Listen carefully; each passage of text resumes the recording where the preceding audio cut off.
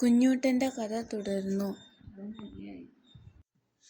കുഞ്ഞൂട്ടാ, ഈ സ്വഭാവം നീ മാറ്റണം. അല്ലെങ്കിൽ ജീവിതത്തിൽ ഒരിക്കലും നിനക്ക് ജയിക്കാനാവില്ല. പഠിക്കാനോ പണി ചെയ്യാനോ തയ്യാറാകാത്തവൻ അധംപതിക്കും. മടിയന്മാർക്ക് ഈ ലോകത്ത് സ്ഥാനമില്ല. ഇനി നന്നാവണോ ചീത്തയാവണോ എന്ന് നീ തീരുമാനിച്ചോളൂ. ആ വാക്കുകൾ അവൻ്റെ മനസ്സിൽ തറച്ചു കയറി.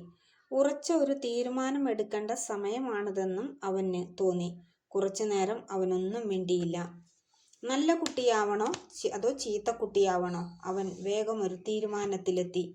ക്ഷമിക്കണേ മാലാഖമ്മേ, ഞാൻ ഈ അറിവില്ലാതെ പറഞ്ഞതാ.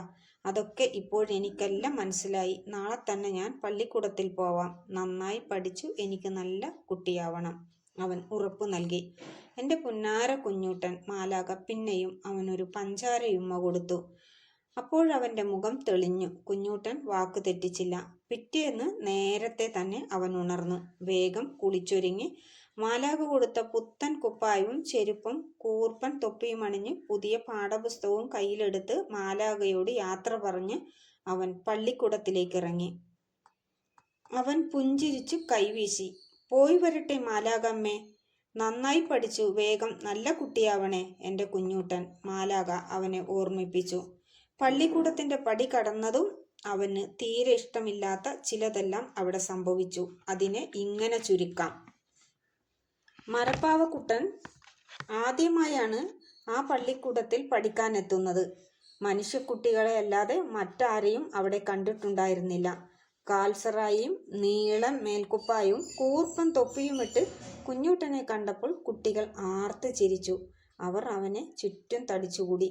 ഒരു വികൃത ജീവിയെ കാണുന്ന ഭാവമായിരുന്നു അവർക്കെല്ലാം. ചിലർ അവൻ്റെ കുപ്പായം പിടിച്ചു വലിച്ചു. മറ്റു ചിലർ കൂർപ്പൻ തൊപ്പി തട്ടിത്തെറിപ്പിക്കാൻ നോക്കി.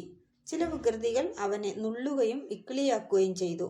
മരത്തലയൻ ചെക്കൻ. എന്തു പഠിക്കാനാ? ഈ മരപ്പാവയെ പഠിക്കാൻ കൊള്ളോ? ഇവന്റെ കാലിൽ ചരട്ടുകെട്ടി വല്ല പാവക്കളിക്കും കൊണ്ടുപോകണം. ഏതോ സർക്കസ് കൂടാരത്തിൽ നിന്ന് ചാടിപ്പോന്നതാണോ എന്നാ തോന്നണേ. കുസൃതി ചെറുക്കന്മാർ അവനെ കണക്കിനു കളിയാക്കി. കുഞ്ഞൂട്ടൻ ക്ഷമയുടെ നെല്ലിപ്പടി കണ്ടു. എന്നിട്ടും കുട്ടികൾ അവനെ വിടാൻ ഭാവമില്ല. അവർ കൂട്ടം ചേർന്നു അവന് നേരെയുള്ള ആക്രമണം തുടർന്നു. അവന് സഹികെട്ടു. എത്രയെന്ന് വെച്ചാണ് സഹിക്കുക? കുഞ്ഞൂട്ടൻ കാലുമടക്കി വികൃതി ചെറുക്കന്മാരെ ആഞ്ഞു ചവിട്ടി. തിരിഞ്ഞും മറിഞ്ഞും അവൻ ചവിട്ടു തുടർന്നു. ശക്തമായ ആ ചവിട്ടിൽ ചെറുക്കന്മാർ 4 ഭാഗത്തേക്കും തെറിച്ചു വീണു. ആ വീഴ്ചയിൽ ചിലരുടെ കയ്യും കാലും ഉളുക്കി. മറ്റു ചിലരുടെ എല്ലൊടിഞ്ഞു. അവർ വേദന സഹിച്ച് എഴുന്നേറ്റു വന്ന് പേടിത്തൊണ്ടന്മാരായ കുട്ടികൾ വലിയ വായിൽ നിലവിളിച്ചു. വിജയിയുടെ ഭാവത്തിൽ നിന്നു കുഞ്ഞൂട്ടൻ. മറ്റൊരു അത്ഭുതം കൂടി നടന്നു അപ്പോൾ.